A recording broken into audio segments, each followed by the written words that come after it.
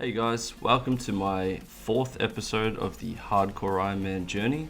In this episode we make a lot of progress, we knock out a couple of quests, I did some important skills and just mucking around in between. So sit back, relax, I hope you enjoy. If you guys are enjoying these episodes, feel free to let me know in the comments below or just by simply leaving a like on the video. It really motivates me to keep making these and trying to better understand how I can produce higher quality videos. So one of the very important dailies I do every single day is the distraction diversion where you do crash stars. I use an FC called Star Find, Star Space Find, and this friends chat allows you to quickly track down and see where all of the crash stars are. You can get pretty good rewards such as cosmic runes, which are really helpful to Ironman, plus a lot of mining experience as well. So definitely worth doing every single day. It only takes 5 or 10 minutes depending on how many people are there, and I would definitely recommend it to get those early mining levels. So twice a day I do my cache.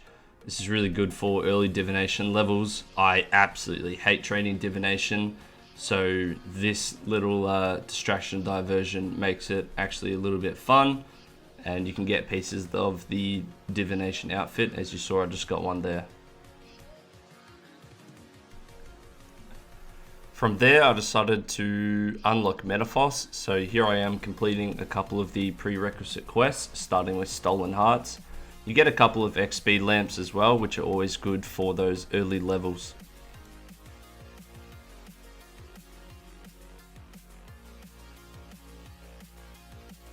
Moving on to the second quest in this quest line, I did Diamond in the Rough.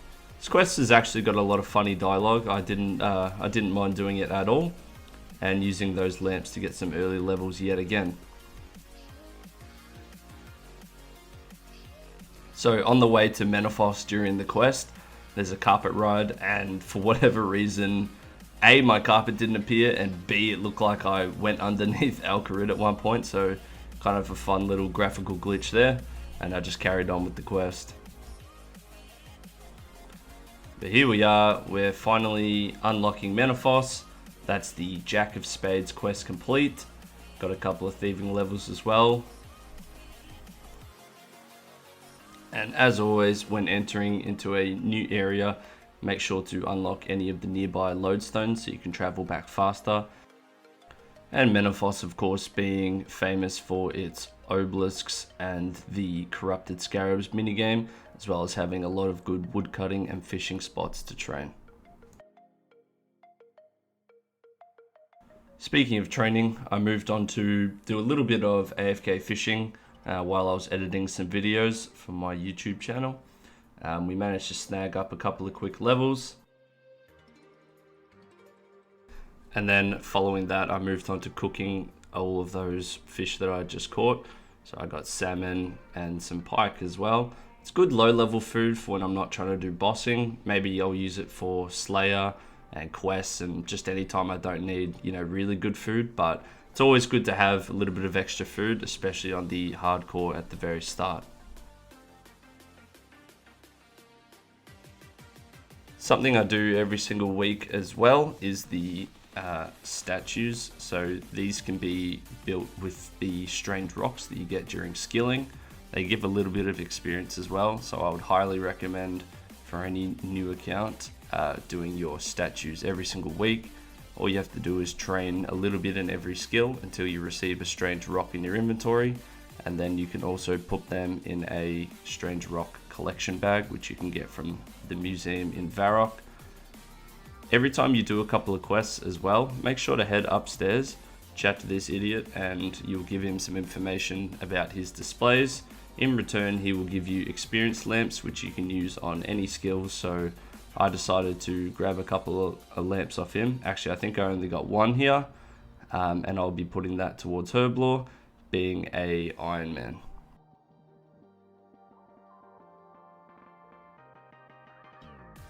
Preceding that, I headed to Artie to thieve some cakes. I just wanted to get a couple of quick levels. My goal for right now is to get to 1000 total levels, so I'm training all of the quick and easy stuff just to get some levels to add up. At 1000 total, I can purchase another Hardcore Ironman life. I then did probably the riskiest thing to do on a early Hardcore Ironman. I headed into the Mage Bank and I did the Mage Arena mini quest so that I could unlock. My goal here was to get the Guthic Staff. So for this mini game, you have to run into the wilderness, and then once inside the Mage Bank, you talk to this guy, Culloden or whatever his name is.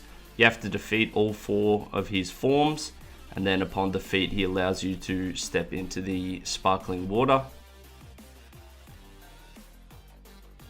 Once inside, you pray at the god of your choice. I chose Guthix, and the guy inside here will give you a staff corresponding to that god. So I received the Guthic Staff, which is a tier 60 weapon with an incredible special attack, which will lower the affinity on any monster, which will help you to hit it at lower levels. So using my brand new staff, I decided to take it a spin. I did some Elite Dungeon trash mob runs with a couple of my buddies. We found a safe spot here for Hunto. So this boss has like 150 or 200k health. It took us ages to kill it. We only did a couple of runs, but in return you get 5,000 Dungeoneering tokens. These tokens can be used to purchase things such as the Twisted Bird Necklace, the Bone Crusher, or the Gem Bag.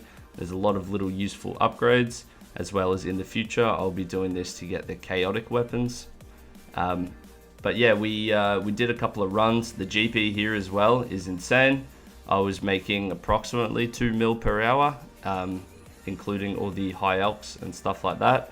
So I was absolutely raking in the money and getting some really good combat levels as well. I think I managed to get up to about 68 magic.